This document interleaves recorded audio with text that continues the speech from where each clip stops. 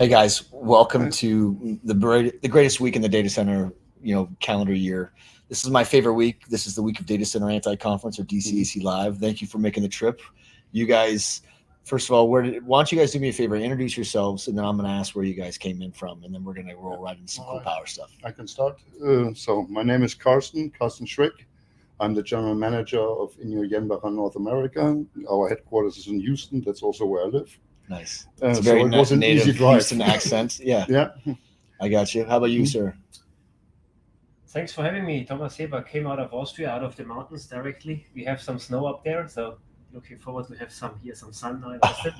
Yeah. I'm globally responsible for data center applications. Really? And as well responsible for half of Europe for the global Jenbacher business. No kidding. So a lot of unpackaged, both of you guys. Thanks for coming in. As you can see, there's three phases of this conference. It's focused on people, power, and capacity. You guys are power and capacity, right? So this is a really exciting time because you're the data center expert. I've been in the data center game for a bit. We're just now finally meeting, right? Don't know you. I don't think you knew me. But it's a real testament to how our two industries are on a collision course right now. The product of the data center is now also including power. There was a time where we only made a type of data center for the World Wide Web or the Internet of Things that really it wasn't so network sensitive at the time. And then eventually it became incredibly network sensitive as we built cloud data centers where the product became connectivity as much as the space, the power, and the cooling itself.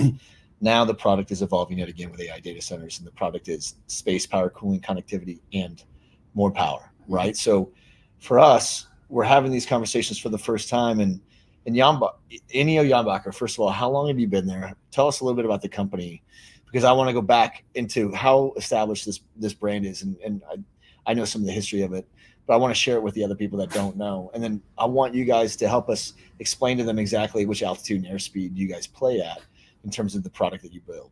Can you do that? Definitely. So Jenbacher is a pretty old business, but the Jenbacher business itself was not in principle for power generation. It started with metal productions, I would say in the 1950s, but then it was a slow transition then as well. We first started producing diesel generators. Diesel generators in the 50s?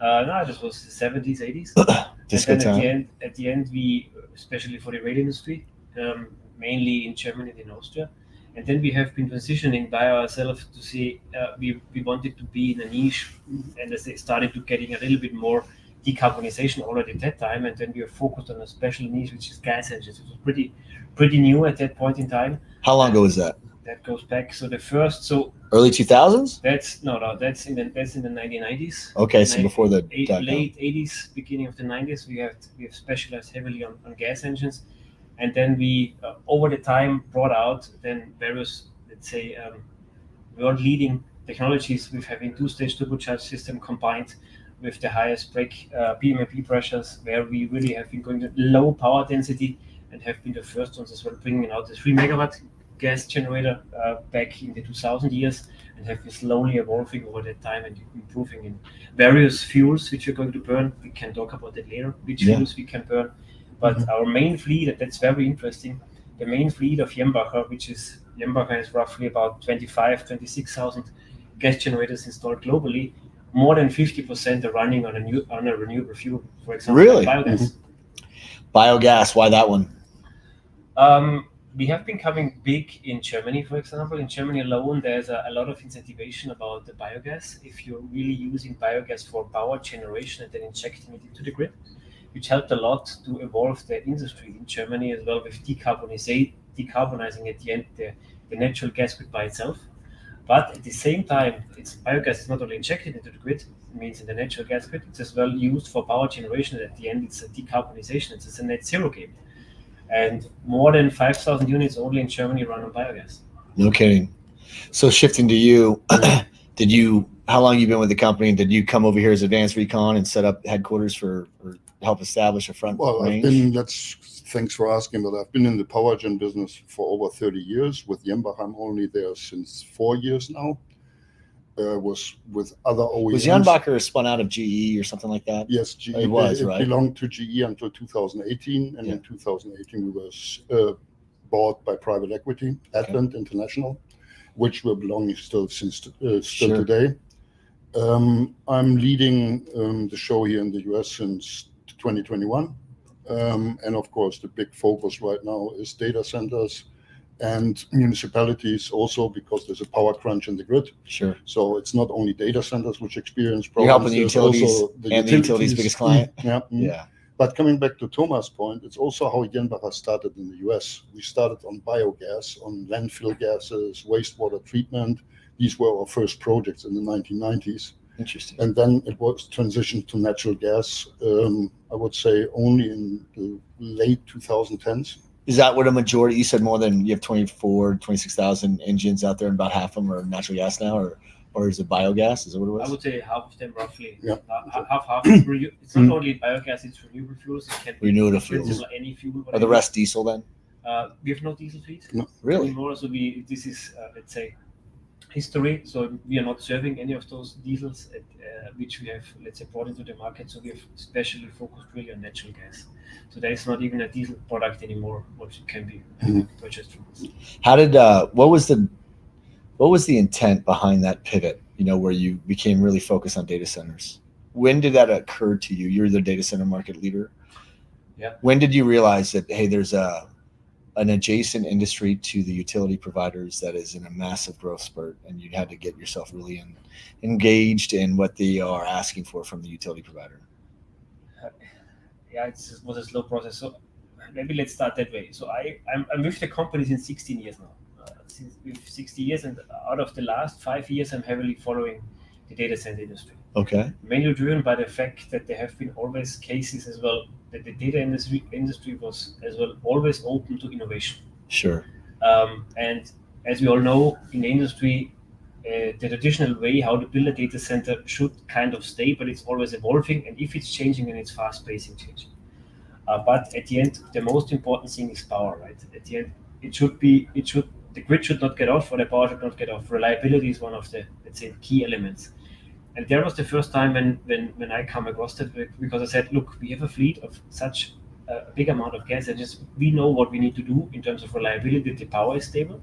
But then there have been the first thing, I think 6 years ago, the first interactions where there have been certain regions where the data centers are not getting the connection to the grid anymore. This is going 6 years back. This is heavily evolving since that time. And at that time, 6 years back, we've done our first installation, a 60 megawatt project in the US, where we could support our client, supporting him really to get a grid connection, because he has a behind the meter power generation, on-site power generation plant, which he can dispatch and connect back to the grid if required, or could curtail load. So this was the first interaction where we said this makes a lot of sense. But there was a but. A standard gas engine technology can't handle that. So therefore, we had to find a solution together with that client, and we developed certain products in our portfolio which are explicitly serving those market now since then.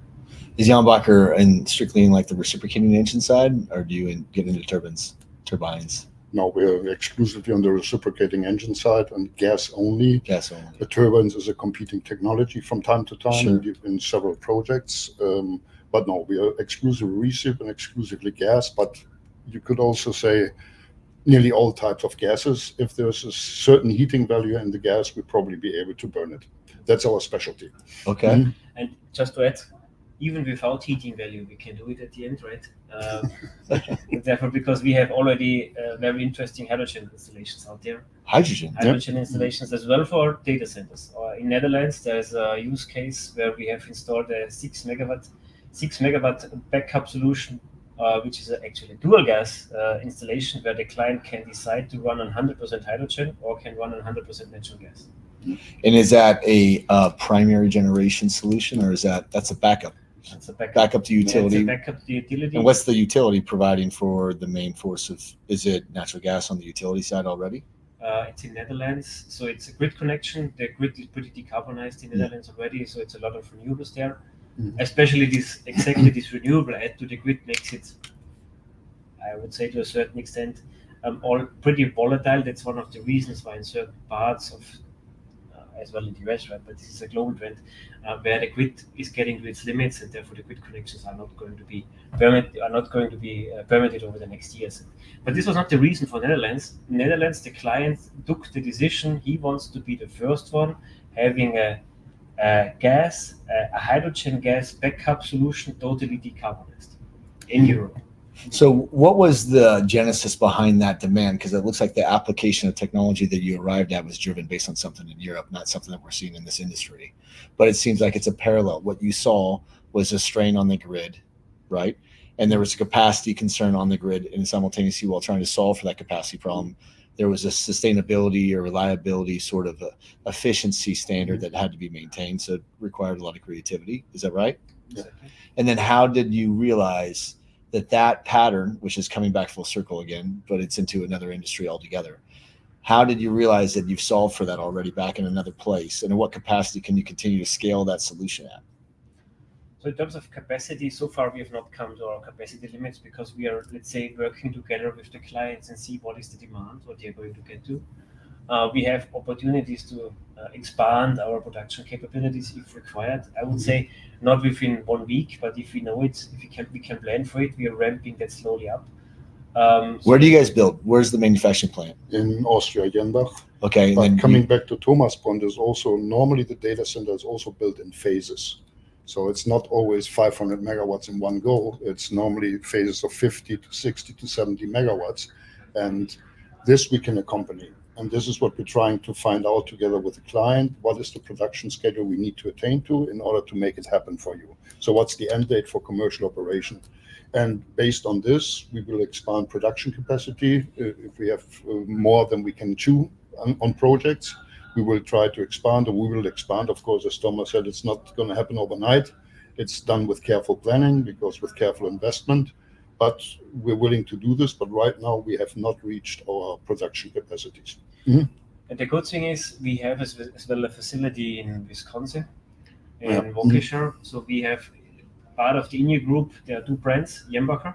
Oh, so you have a partnership to build with up there too. Okay. Exactly. So in principle, we are already under the evaluation, and we are more than eager to do so, that we bring the technology what we have, what is currently manufactured in Austria, that we bring it as well to the US and maybe set up a production line solely for the US if the demand is progressing in that area what we see. Well, what do you see for demand? What are you anticipating happening in this industry? I mean, I can imagine you can make a business case just to justify the demand of what the growth looks like in the state of Texas alone to justify putting a factory in the United States. Definitely. So if you look into the AI data centers, we're talking about 1 gigawatt, 1.5 gigawatt to 2 gigawatts. No, but that's not it. That's per year, maybe first year or two. I mean, I'm involved with 3 different programs that are using it's per project, what I mean. That's what I'm saying, is there's so many of them. There are so many of them, exactly. What we see as well, a parallel, this trend about the nuclear discussions. I think we all maybe have seen it, what Microsoft just did recently with the announcement of this nuclear plant.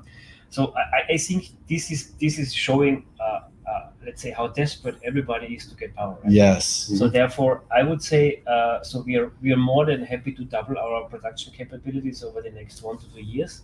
We see the trend that that the projects are moving to 1 to 1.5 gigawatt. Still, they are a little bit out, but the planning starts now, right? Yeah. In 2-3 years, this is a totally different ball game. So therefore, what we see in terms of demand, we are talking now about potentially use cases that maybe 500 to 600 to 700 3 megawatt units from us might be required over in maybe 2027 or 2028. And we're going together with the clients. We're developing that. At that volume of scale, what is for those that are listening, maybe for the first time, walk people through what the product is itself, right? Because like I just did a podcast with VoltaGrid, and you guys have an association with VoltaGrid in some capacity, I'm sure. What does that relationship look like? Because that's probably the same relationship you have with Our Power and other groups that are along those lines, right?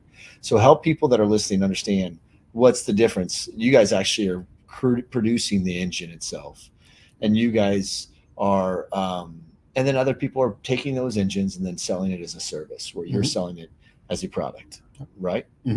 Explain what the product is. What's the building block size? Because when we're talking about gigawatts, right? We're talking about gigawatts of need on a campus. And I agree with you. We're going to be, look at Quantum Loophole. I just used them as an example in the last podcast. They're taking down a couple thousand acres at a click, and they're going to build a very urban campus of, hyperscale AI data centers that people will live within those ranges, and everything's going to be kind of plugged in. But there's only so much power, right, I can put together in a certain capacity, right? There's what's the size of the building blocks that you're going to build at, and how many engines does it take to get to a gig, and I'm talking on the reciprocating side, because that's a lot of engines, right? And again, you may be adding them, so 50 megs at a quarter, 50 megs at a month, perhaps, who knows? But regardless, we're going to get to the G's, right? And you have enough engines out there now, that you could quantify how many gigawatts of engines you probably have, right? So probably 13 gigs of power or more, I don't know, but arbitrary example. But what I'm saying is, what are the size of the product? What is the product? Is it just one size fits all? Do you guys have different things? Give us some ranges, and then help us figure out how we take that product and we solve for the capacity problem, because there's 3 problems: capacity, people, and power. And we got to solve for people to solve the power problem, to solve the capacity problem. There's a lot of stuff going on, and I think as the blocks themselves get bigger, I think as the campuses get bigger, so does the blocks of power, right? And if you're not getting into turbines that can get 18, 30 megs at a click, what does the block size look like? How would you solve for 50, 60 megs at a time if the engines are this block size? You need so many of them, and what's the application look like? Can you stack them? Can you what are you doing? Ring bus systems with all this stuff, so walk us through what your product is. Maybe I'll start and maybe cover it and just go back. A lot of questions, but let's start with the first one. So the first question was about VoltaGrid Arbauer and what is the role of Jenbacher combined with Arbauer and VoltaGrid. So at the end, Jenbacher is the OEM, manufacturer of the product itself. It's an internal combustion engine and a RISE engine, very similar to a diesel generator. I would say that way from a technology perspective, but running on gas. I would say that's a high-level overview how it is. In terms of size, similar size like a diesel generator, if you compare it for example, in a 2 or a 3 megawatt node. What VoltaGrid and Arbauer are doing, they're taking our product and moving it to a service. So equipment can be purchased from us, from various clients, and we are partnering up with VoltaGrid and Arbauer that they can provide a solution, bridging solutions, services, energy as a service solutions for clients who do not want to directly purchase and make capex investments. So we're teaming up a lot with them, and the good thing is those units, I would say most of them ending up in containerized or trailer-mounted packages, so they can be transported from A to B in a decent amount of time. And that's leading to this other question, what you just said about the power nodes of the products what we are having. Obviously, we start with 200 to 300 kW as well. We have products as well in that range. But we have as well a product which has, for example, 10,000 kW. So we have a 10 megawatt product as well. And we have something in between, so 4.5 meg, 3 meg, 2.5 meg. In principle, we can serve every range in that regard. But there's one part: the bigger the product gets, the more complex it's getting to handle, right? You need to transport, you need to get it to site. You're not getting it a trailer-mounted concept anymore. So therefore, what we have so far seen is the best fit is either a 3 megawatts, and now we're moving, or as well 4.5 megawatt solution, because the power density is still compressed. You still get easy road permits. You can still transport everywhere. Electrical efficiency is still pretty good, and the major point is the technology difference, because the bigger of the engine size it's coming, it's the same problem what we have with gas turbines. We are seeing a different pattern in terms of load behavior of the data center, and as well response of the product which we are developing, that we need to be within the adequate power quality levels, frequency deviations and voltage deviations. And therefore we have specialized on those models, 3 megawatt and 3.5 megawatt, that we can replicate the same performance like a diesel generator. So that means the clients do not need to worry, even if we talk about AI loads going forward or spiky loads. I was like, are you sure? That we can handle that. So we are doing modeling. We are already at that stage that we are having done first tests, and as well in simulations with clients to really see what we can do that we can fulfill the demands. The biggest problem is the following: nobody knows to 100% how the AI load is going to look like in reality. There might be some exceptions, but this is just kicking off. But this is a continuous progress. And the good thing is, as we are supporting that and we see already the fleet out there with VoltaGrid and with our power, with our units, we know exactly what the load profiles are look like, and we can try to optimize our performance, especially for those needs. All right, so listen, let's talk real quick about how that stacks up against a gas turbine. Like, what are the advantages of reciprocating over gas turbines? I mean, I know a few of my own, but what are you're the ones that are looking down the barrel of what the alternative option would be. How do you continuously offer a better solution to that? Yeah, first of all, I mean, a couple of things on the top of my head. It's first of all, start times. We're much faster starting up the engine, the reciprocating engine.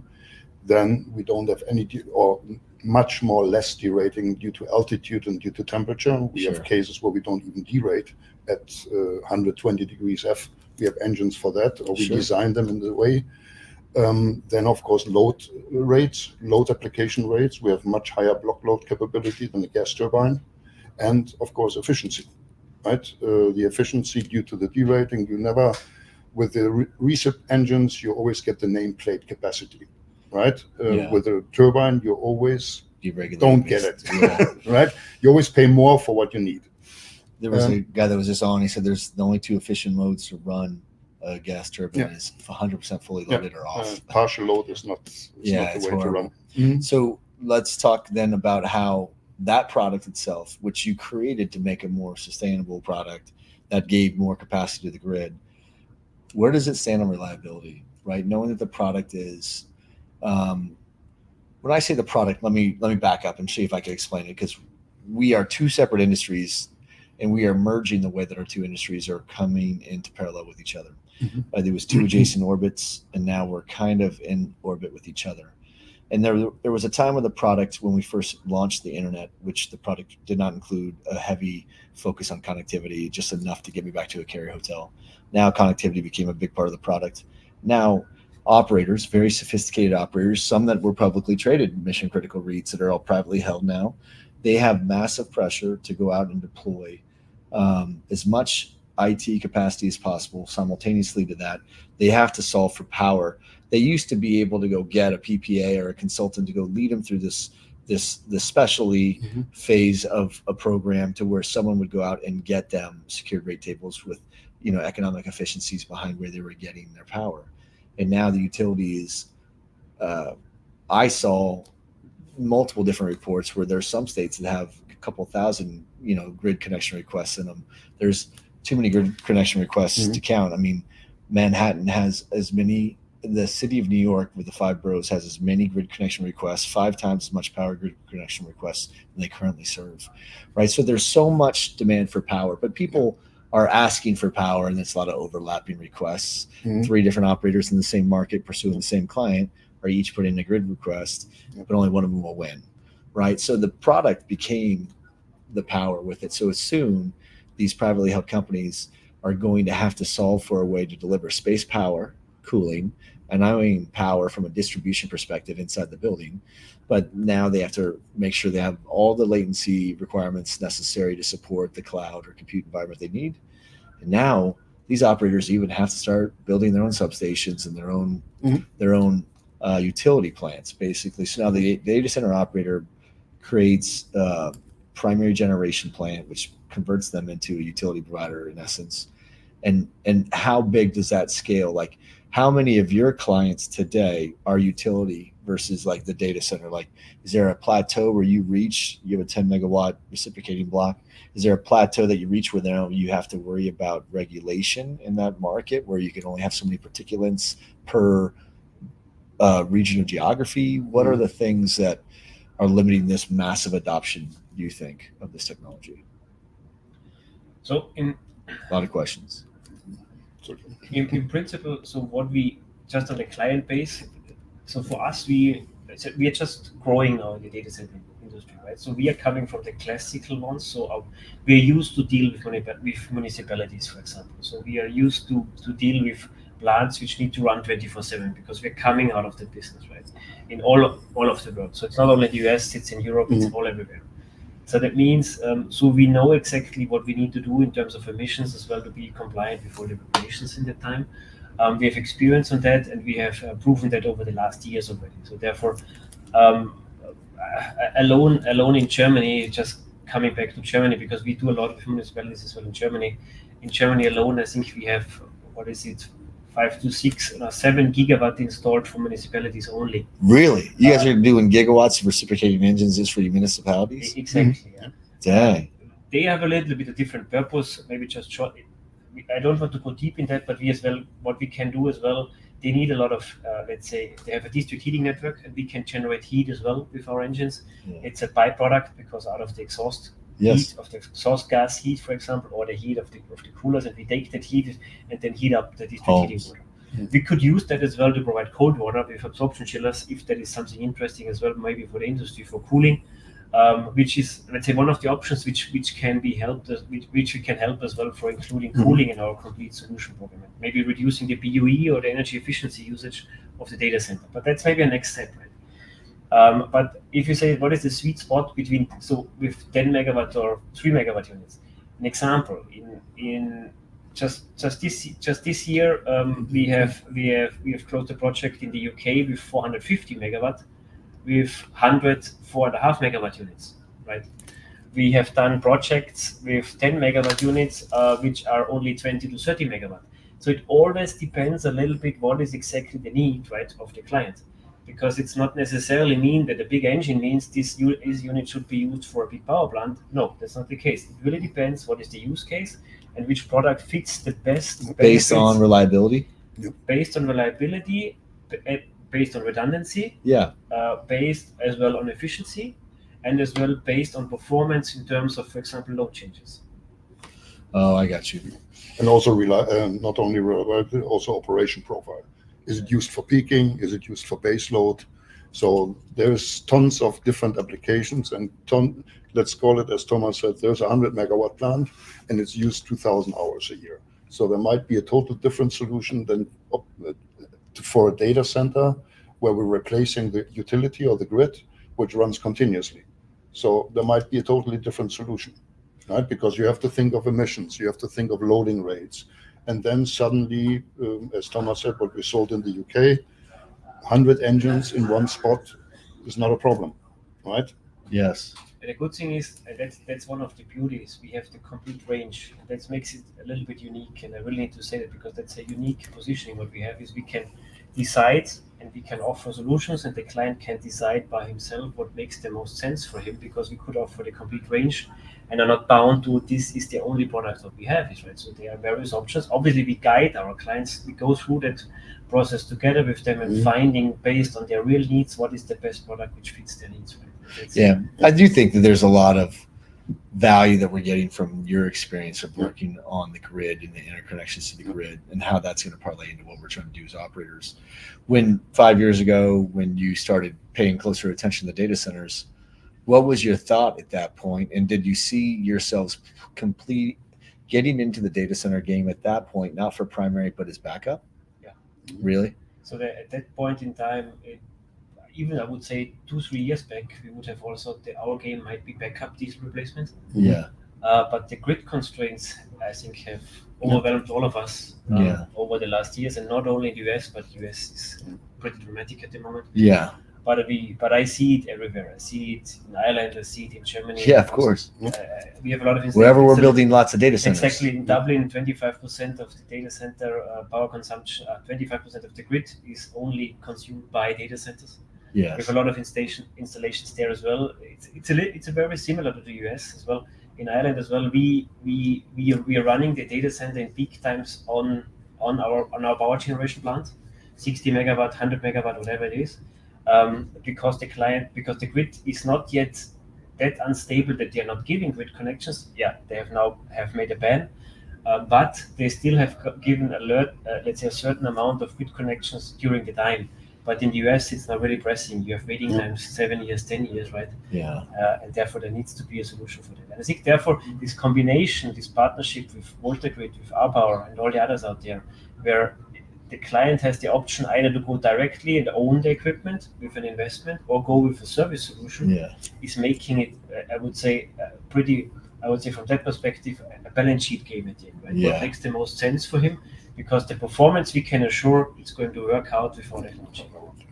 I got you. Yeah, it's whether you want to take out your money and go buy a house or if Yeah. you just want to lease it. And that's the difference between what those other groups are doing, right? So what are you preparing for right now? It sounds like you have invested heavily into the U.S. data center market. Well, And if I might add to Yeah, what Thomas please has do. said, when I started with Jenbacher 3 years ago and started to form the team here, or modify the team, I talked to my sales guys and I said, there must come a point in time, looking at the data center market and data center spaces, there must come by the way they're building, there must come a point in time where the grid cannot supply anything anymore. And we started to work on this 3 years ago, reaching out to the customers, etc. Do you think we need to replace the utility or the grid? Are you interested in these things? And of course, at that time, everybody said, no, we can connect to the grid and we just use diesel engines. Well, 3 years later, the situation has changed 180 degrees, yeah, more or less, right? Yeah. And it started, I would say, 2 years ago, where the first engineering companies came with, can we look at this? Can we look at that? And as an additional example, we have one client, for example, where you said, we talked with the client and he's building quite a large data center on the 400, 500 megawatts. And he said, well, Jenbacher, all nice and fine, but I need an engine replicating this capabilities or this quality. That discussion was in April. And in December, we have that engine on the testbed. And that's pretty unique for a company, for an OEM. Versatile, Yeah. agile you are. So we are going together with that speed which is required. Right? Yeah. So we are very, even though we are, let's say, not a small company, but we are running the business still. I would not call it a startup, because we are. Aren't you the biggest natural gas engine provider in the U.S. or in the world right now?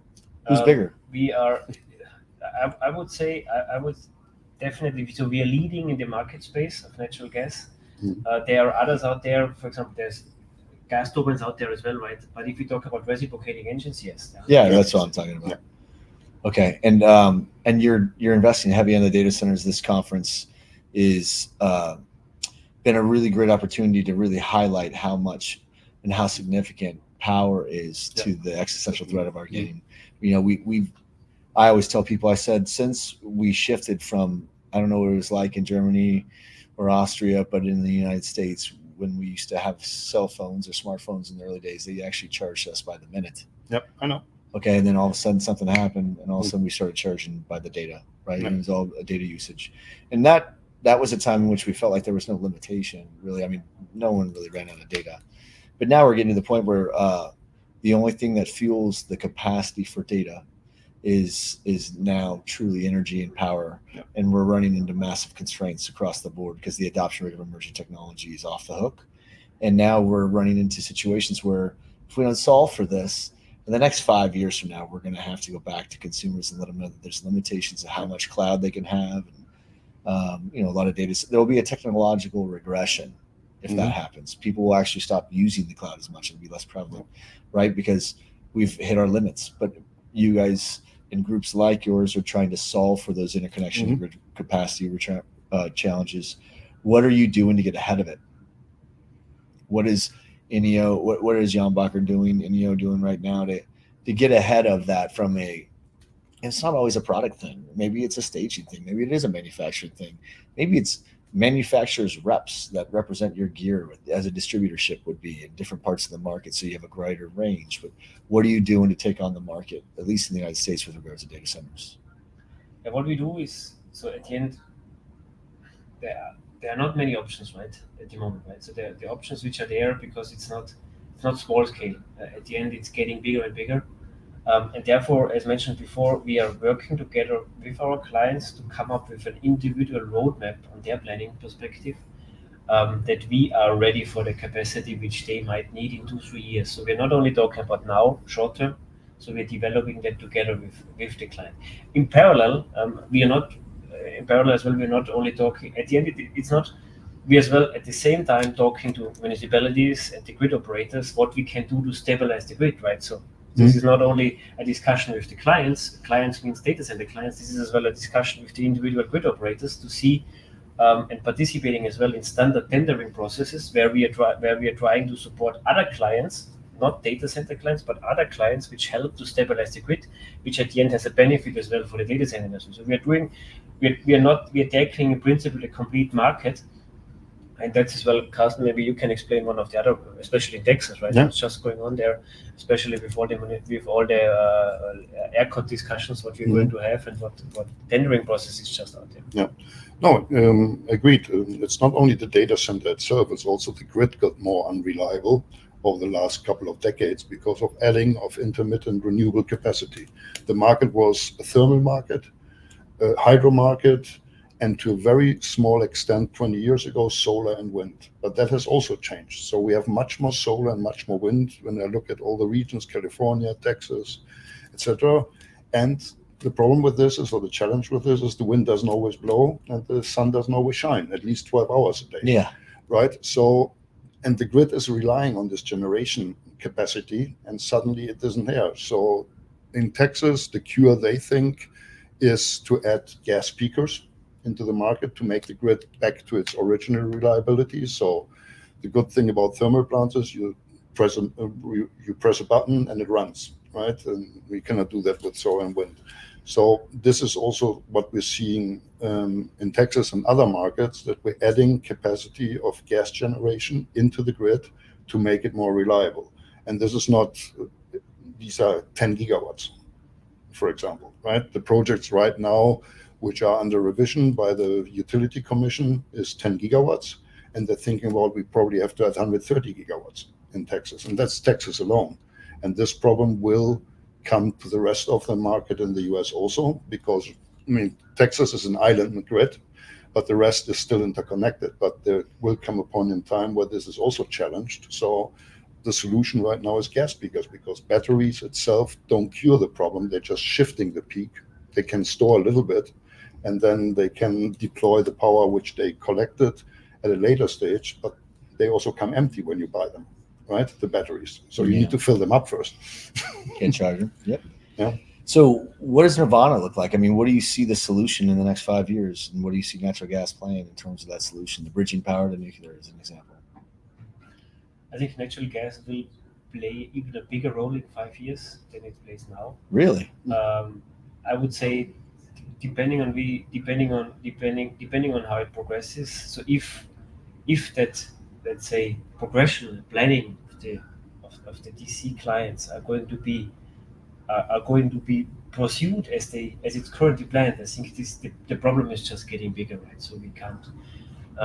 We all need to be, let's say, frank with each other that this is going to happen. The good thing is, and that's the real good thing is, I think the parallel discussions, and I think that's for me okay to talk. Gas is a fossil fuel, right? It is the best fossil fuel which gives the lowest emission levels, and with exhaust after treatment we are coming nearly to zero, right? So we have solutions with our exhaust after treatment solutions that we can comply with the lowest emission regulations. So for us, it's not a problem to really, let's say, come up with nearly NOx emissions or nearly CO emissions or nearly zero formaldehyde emissions. We can go, an easy explanation for the data center clients, I always use that, let's say, analogy. If you think about a Tier 4 diesel generator, because that's what everyone is used to, what is the emission limits of that, we can be more than 20 times lower than a Tier 4 diesel generator with our gas solution. And that means no matter if it's prime power or backup solution, whatever it is, but this is giving a good, let's say, a good relationship, how good we can be in terms of low emissions. And now it comes, and I think at a certain point in time, but this is all future thinking, right? But I think we need to lift that vision as well. And this is something what the clients so far always said, this is very helpful for them, for their industries. We can offer already now that our products can run on a renewable fuel whenever the renewable fuel is ready, when it's available at the required quantities. So therefore, let's come back to hydrogen. I know hydrogen is long out there, right? But I think there's a lot of activities in the US, specifically to as well grow hydrogen production. And therefore, we have already proven now at the test bench by that we can do the same performance on hydrogen than we do on natural gas. We have even as I mentioned before, we have a real-time case as well, a real-life case in Netherlands where we have proven that we can do it in a backup technology. And this vision is, I think, it's a good anchor that whatever is invested now will not be a stranded asset in 5 to 7 years or 10 years. But obviously a second industry, which is a decarbonized fuel, needs to happen as well. But we are ready to take it, whatever how it looks like. If it's ammonia, if it's hydrogen, if it's an e-fuel, it doesn't matter, right? But in principle, it's a preparation for the future. But natural gas will grow. Definitely. Well, let's talk about all the various fuels, right? So it's important for people to understand you have multiple products from different sizes and scales. Are they all capable of running on these various types of fuels? And what are those fuels exactly other than natural gas? Yeah, so we mentioned we have biogas. So we have renewable natural gas, biomethane, how it's called. We can run on landfill gas, on sewage gas, on blast furnace gas. In principle, any gas which is a byproduct of a manufacturing process. For example, we have as well a lot of installations in South Korea where a byproduct is even hydrogen out of the polypropylene production. We can use as well that byproduct, which is, let's say, just coming out of the complete process, so process gases, and use that gases to power back the manufacturing plant. So at the end, there is no limit. As Carsten mentioned before as well, as long as there's a certain heating value as well, without maybe no heating value, we can definitely run at any gas what is there. Now, who are the people that are normally most willing to adopt those types of fuels? Is it a municipality, or are you seeing data center operators playing with the type of fuels they're using right now? Classical, I would say it is so far data center industry, not much, right? I think there's gas is anyhow new, right? So I think we need to be. We're in its infancy. We're learning how to understand the application. We need to start slowly, right? I think the first anchor is now natural gas. As well, it's not easy to get biogas at that, let's say, big quantity required, because at the end, biogas as well, you need to have a lot of cows to generate that amount of biogas, right? To burn an engine, to be used on an engine. So therefore, there are some limitations on that as well. But there will be limitations on some of these products based on economics. It doesn't simply pencil well enough sometimes. One thing that engineers can do is make a technology work. The hardest thing for them to do is to make it pencil out to where it's financially accretive to use it. So what are the ones that are, I love the engineering back of house, there's development stages and we need that. But what is the primary solution now? Is it just regular natural gas? And that's the largest volume that we're trying to solve for right now? Well, if you ask me, and specifically concentrate on the US and Canada, I think nothing pencils out compared to the natural gas, what the price is for natural gas, because it's so cheap or so competitive here in the area because it's available as compared to Europe, for example. Here we're talking $4 a million BTU, versus in Europe it's 15 or 13 to $14. It's three times. So hydrogen has a much easier path in Europe. Really? Yeah, because I mean the spread is not so wide for the cost of hydrogen versus is the capacity a concern for hydrogen? Is there a lot of it, or is it the capacity to make a lot of it? Yeah, no. Hydrogen, I think this is for the future. Okay. The capacity is not there, and it will take years as well to ramp it up because it's infrastructure. It's not only producing the hydrogen as well, the transportation. Yeah, everything's about transmission, just like any other power. Therefore, I would say hydrogen is not something for the short term or mid term. But I think this vision is just important that the product would be ready to take it. What we see as well, a lot of requests on propane gas as well, where we can run. So, but Carsten is right? Especially in the US with that low gas price compared to other regions of the world. And I think this is going to stay at that level because there is no other choice around that. There is nothing. Currently, nothing can be against, let's say, the gas plants. We have as well a lot of the nuclear plants, which are, let's say, phased out over the last years, have been decommissioned because of the low gas price, because they have been not competitive anymore.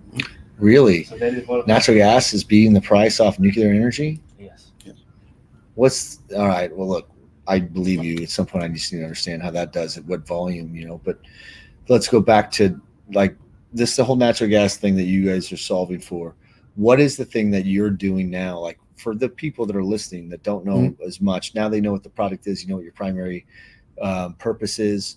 What are some of the things that you're doing right now to iterate off of solving the data center problem when it comes to capacity?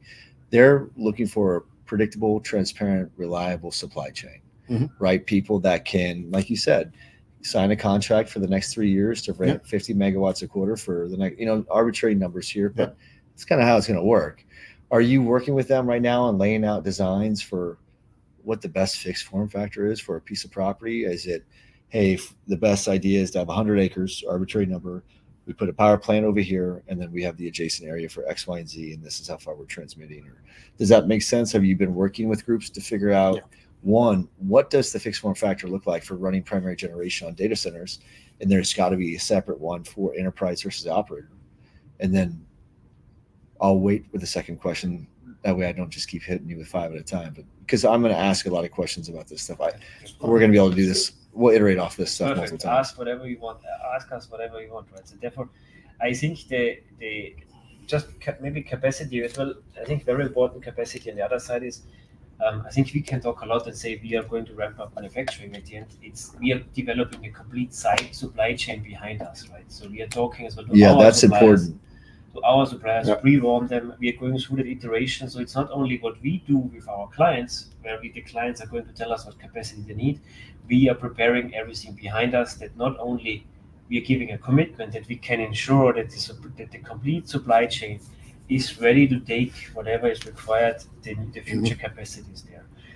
It's not easy. It's not an easy discussion, to be very honest, because all are just coming back and say, what can you commit to us, right?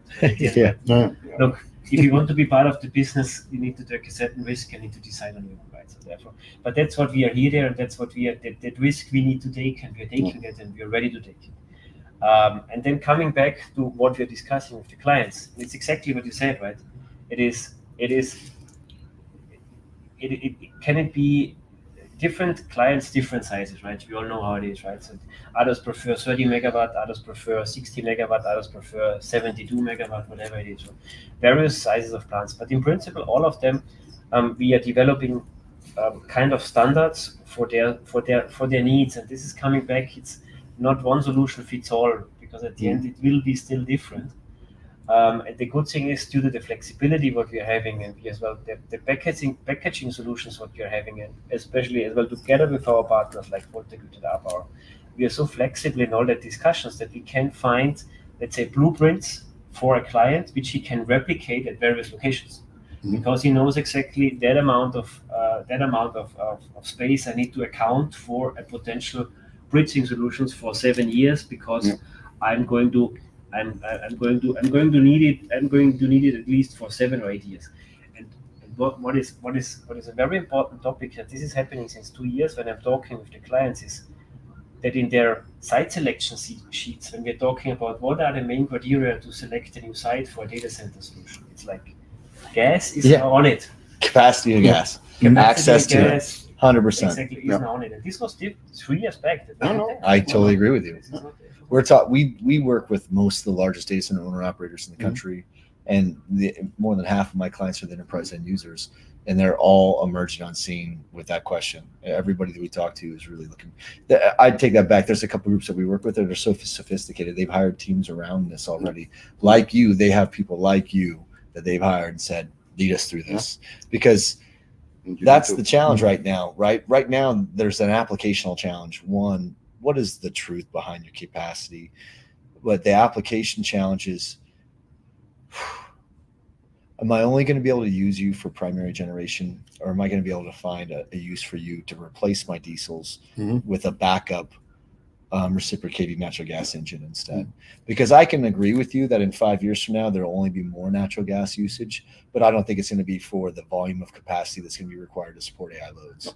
I think it's going to be to replace, to decarbonize the grid. It's going to be to go in there and all the polluting, aging infrastructure that we've had, we're going to rip out and replace that with your type of product.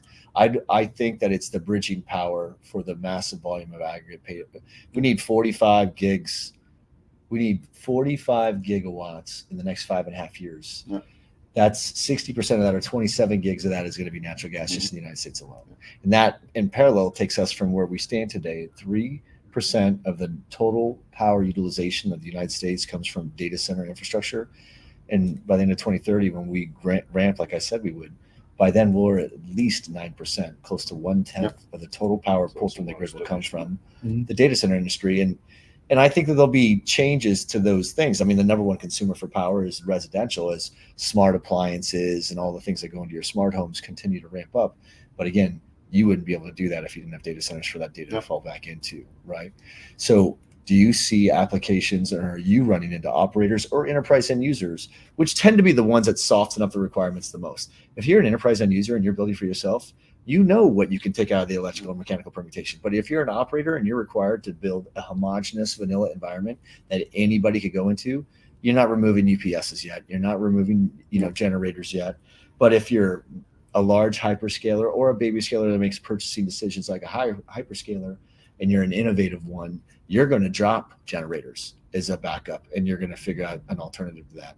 Eventually, you'll drop them altogether, right? And there are people that are racing to this. Are you getting is your team getting pulled into these discussions with operators or enterprise end users that are trying to rewrite topology applications around the way they utilize energy? Are they trying to rip out and replace, or put more natural gas in backup? I think that's the transition. Introducing them as backup, understanding the reliability of them as backup, and then moving them into a primary role. Right? We get primary from the grid already, but there's a lot of those grids that are providing us power that are also using turbines in some capacity, right? So go ahead.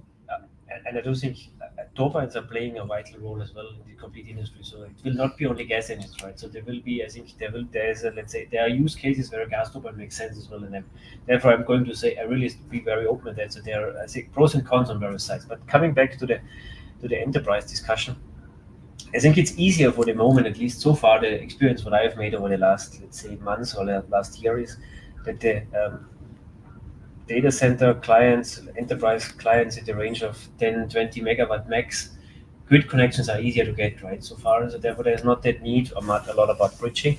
But I think this is going to change as well now. But I think this is, I would say, just the last months, last year, what's going to happen. Backup generation, I think a lot of the, maybe that's not the case in the enterprise, but I need to say that as well. If you're a colo provider and, for example, you're building for a single tenant, and this single tenant is a hyperscaler, there might be certain requirements how the backup solution need to look like, right? And that means it could be that even maybe gas would be an option. The clients say, I only want to have it as diesel backup, right? Could be as well. So there is, what I'm seeing is that a one-to-one diesel with natural gas backup solution does not always make sense as well, right? There needs to be a specific use case why to move to a new technology.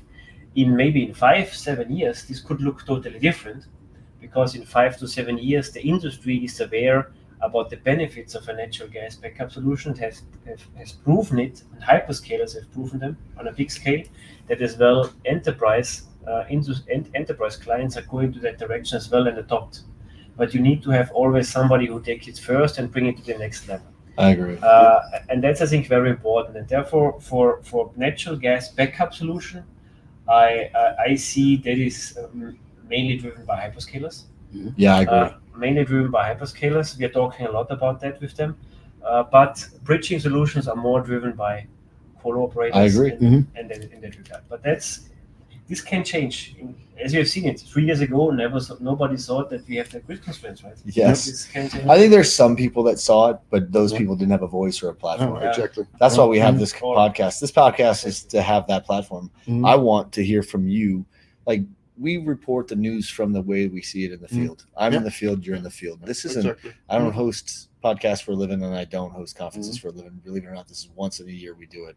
It's our 9th year. And I do it so I can bring all the big fat brains of the industry together and try to figure out what is the truth, right? Because there are people that say that this is the capability or this is the limitation, and they paint with a really broad stroke. And I have to spend time really scratching the paint with these groups to figure out what the truth is, right? And everybody has I look at power right now as religion. It's very philosophical. It's very spiritual. As an example, where do you stand on nuclear? Do you think that nuclear is going to play a role? And if so, at what point? and when? In my opinion, nuclear is going to play a role. Yeah, it depends a little bit on the country, as well how it's going to evolve. I think those small nuclear reactors are an interesting technology. I would say it's very early game, right? There might be some early adopters as well. Well, you just saw Chernobyl, or not Chernobyl. What did I say? 3 Mile Island. Was a big one, right? Yeah. But you just saw. I mean, like, people are desperate. People are going to go buy They're power. looking at all other types of technology, but the small nuclear is actually a relatively old existing technology. It is. It's 76 years old. And if you look at ships, at military ships, at aircraft carriers or submarines. I came from a submarine. We had a 26. Well, I knew the size of the shipping reactor we guy had. myself, so it's always 50 megawatts or 100 megawatts in there, and this is the concept they want to now put on shore. The problem is, I'm fearing there is on a ship you have operators which are seasoned engineers, etc. They've went through it, they've experienced. You don't get confronted with the technology when you graduate. You get slowly up there and you know how to operate this. I fear that if you have a 50 megawatt reactor there or 100 megawatt there, suddenly you spread it and then you have a problem with the fuel. What do you do with the fuel and what do you do with the people? Because you need engineers for these type of technologies. Or operators, or very skilled operators. And this is where I see the danger. I'd rather prefer a big nuclear plant, which has processes, how to operate, etc., and that is connected to the grid. That's my personal opinion. But I agree. And I think what is an important anchor is it as well in terms of permitting and when they are in operation. I think it's still a certain amount of time. So when we talk about, that's why I'm saying gas is going to be there for the next years. But yes, gas might decrease then again. Maybe one of the reasons is nuclear power. Depends how it evolves.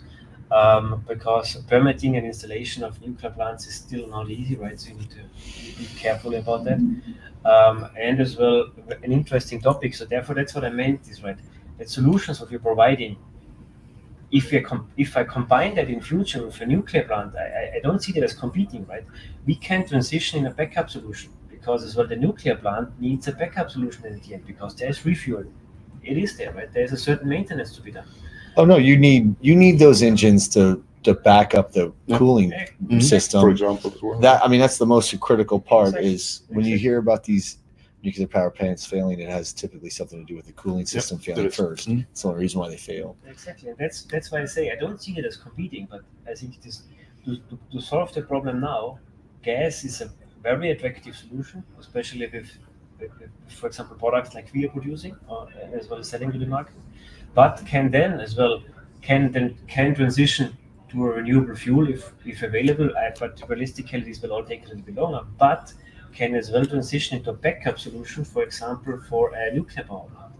And that's very interesting, right? So whatever is going to be decided now, it all helps at the end to come up in future with decarbonization, because at the end the gas solution is then as well 20 times lower in terms of emissions compared to diesel backup generator, if it is well used either on continuous or as well as backup solution. So it completely decarbonizes it, but it's a totally different solution then, right? Prime power, maybe nuclear power plant, backup gas engines, because the grid maybe will not be there, right? So I think that's something what we could envision going forward.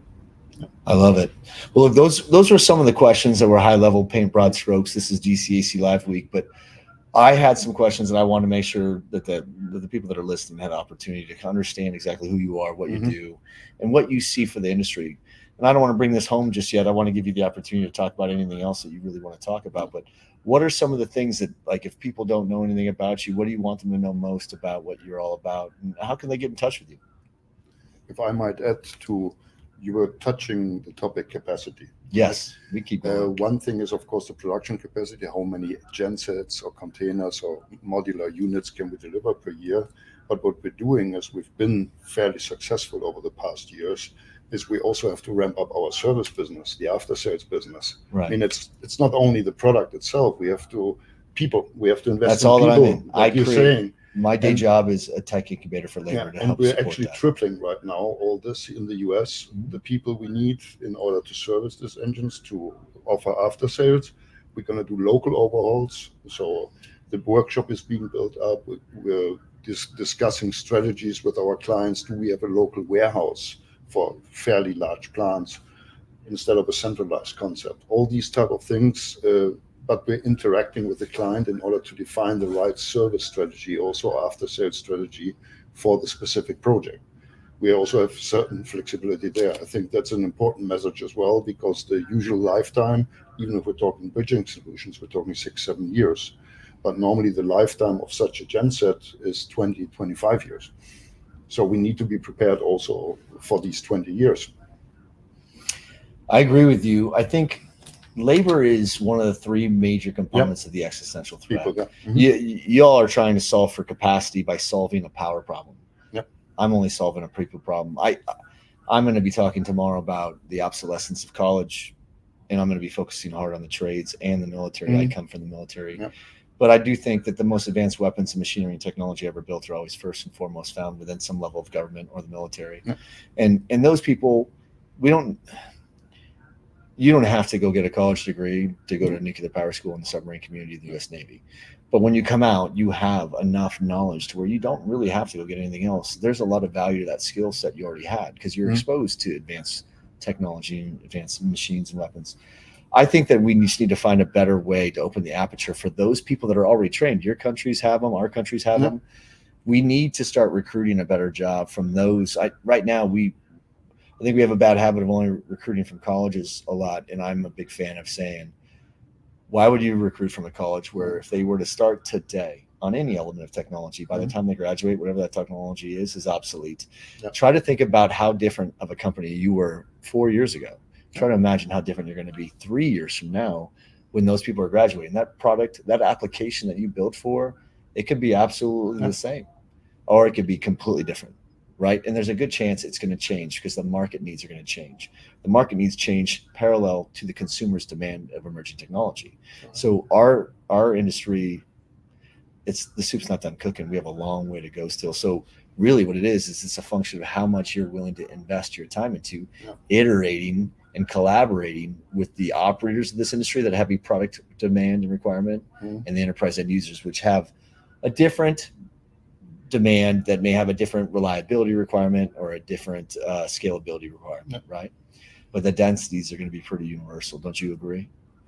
Definitely. And I think that's what it is, right? It is not at the end we try to solve a power problem, as you just said it, but at the same time we need to get the people to that level that this can be handled, right? So it's at the end the education topic as well. And you're right, it will be too late, right, if you're waiting on that. So therefore we have a lot of cooperations with universities as well and schools that we are bringing the people to the technology already now. So this is a parallel stream that we really ensure that we are getting the workforce to help the complete industry as well to progress further. I think you know it, right? It's a big challenge, right?